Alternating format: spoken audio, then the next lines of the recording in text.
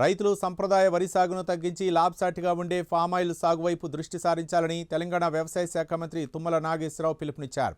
కొణిజర్ల మండలం అంజనాపురం గ్రామ శివార్లో నూతనంగా నిర్మిస్తున్న గోద్రేజ్ ఆయిల్ ఫామ్ ఫ్యాక్టరీ పనులను వైరా ఎమ్మెల్యే మాలోత్ రామదాస్ నాయక్తో కలిసి ఆయన క్షేత్రస్థాయిలో పరిశీలించారు.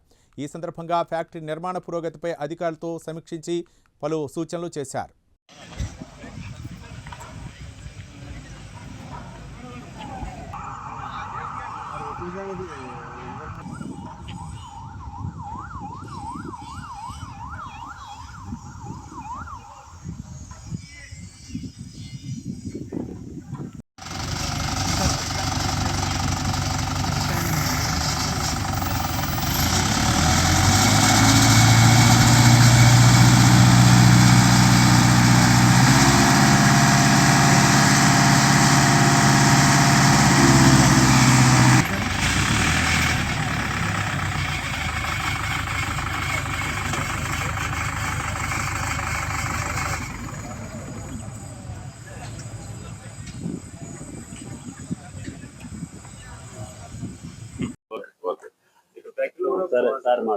పెద్దలు ఖమ్మం ఉమ్మడి జిల్లా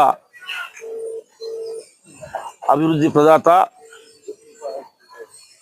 పెద్దలు రాష్ట్ర వ్యవసాయ శాఖ మంత్రి గురువర్యులు గౌరవ తుమ్మల నాగేశ్వరరావు గారు, జాయింట్ కలెక్టర్ గారు, ఈ గోద్రేజ్ ఫ్యాక్టరీ యాజమాన్యం, రైతులు గుత్తా వెంకటేశ్వరరావు గారు, భవన పట్ట అధ్యక్షుడు ఒకటి నారాయణ గారు, స్థానిక సర్పంచ్ గారు, పెద్దలు, రైతులందరూ కూడా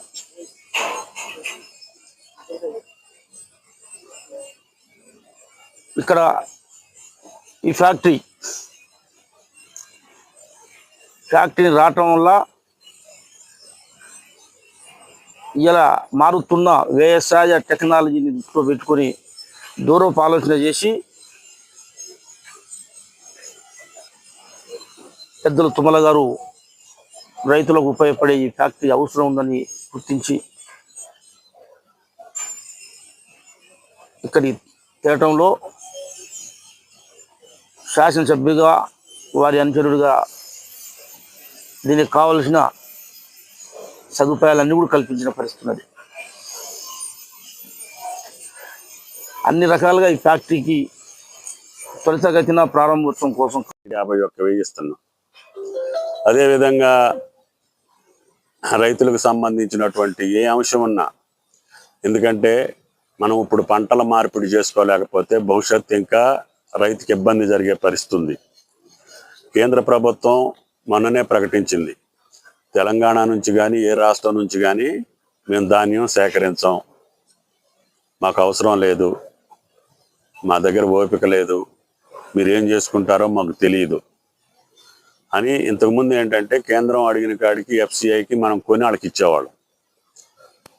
వాళ్ళు మళ్ళీ తరుగో బరుగో మనకి రైతులకి కొంత డబ్బులు 2 నెలలకో 3 నెలలకో మళ్ళీ ఎఫ్సిఐ ఇచ్చేది. భవిష్యత్తులో ఆ వెసులుబాటు పోద్ది. ఆ వెసులుబాటు పోతే వీటిని మనం ఎక్స్పోర్ట్ చేసేదానికి రాష్ట్ర ప్రభుత్వాలకి అవకాశాలు తక్కువ. అది కూడా కేంద్ర ప్రభుత్వాలే చేయాలి.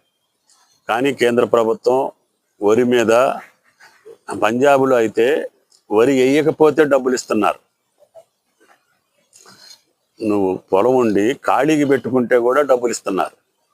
ఎందుకంటే వరి వేస్తే నష్టం అని చెప్పి ఆ రాష్ట్రం ఇట్లాగే మనకు మాదిరిగానే వరేసి యూరియా వేసి, వరేసి యూరియా వేసి, అక్కడి నుంచి ఇప్పుడు ఒక ట్రైన్ ఉంది, క్యాన్సర్ ట్రైన్ అని. పంజాబ్ నుంచి క్యాన్సర్ రైలు వెళ్తుంది రోజు హాస్పిటల్కి, ఉదయం సాయంత్రం. అంటే యూరియా అధిక వాడకం వల్ల ఆ రాష్ట్రం మొత్తం క్యాన్సర్ వ్యాధికి బాధపడుతుంది. ఇప్పుడు వాళ్ళని మించిపోయినాం మనం యూరియా వాడకంలో. అంటే మనకి ఎంతో దూరంలో లేదు, మనకు కూడా ఒక రైలు రావాల్సి వస్తుంది. నేనేమంటానంటే భయపెట్టడం కాదు, భవిష్యత్ తరాలని, ఇది నా గత 30-40 సంవత్సరాలుగా నా డిమాండ్ ఉంది.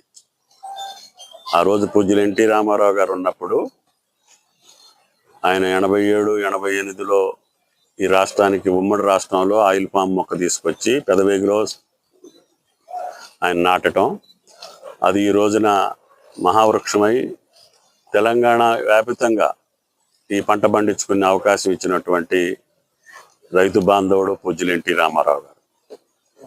అప్పటి వరకు మనకి ఈ పంట లేదు. ఎక్కడో ఆఫ్రికాలో, ఆస్ట్రేలియాలో, ఇండోనేషియాలో, మలేషియాలో పండే పంటలు. అటువంటిది అప్పట్లో కేవలం ఆంధ్రప్రదేశ్కి మన ఒక్క జిల్లాకే పర్మిషన్ ఉండేది. అప్పుడు కేంద్రమే ప్రకటించేది ఈ మండలాల్లో ఈ వాతావరణానికి తగ్గట్టుగానే ఈ పంట వస్తుంది కాబట్టి ఖమ్మం జిల్లా, అదేవిధంగా ఆంధ్రాలో ఉన్న కోస్తా జిల్లాలన్నిటికీ అవకాశాలు ఇచ్చారు. పక్కన ఉన్నటువంటి సూర్యాపేట నియోజకవర్గానికి కూడా ఇచ్చారు. కానీ 45 సంవత్సరాలుగా ఆ ప్రాంతం మొత్తం కూడా రైతులు ముందుకొచ్చారు. మొత్తం 6 లక్షల ఎకరాలు సుమారు ఆంధ్రాలో వేసుకున్నారు.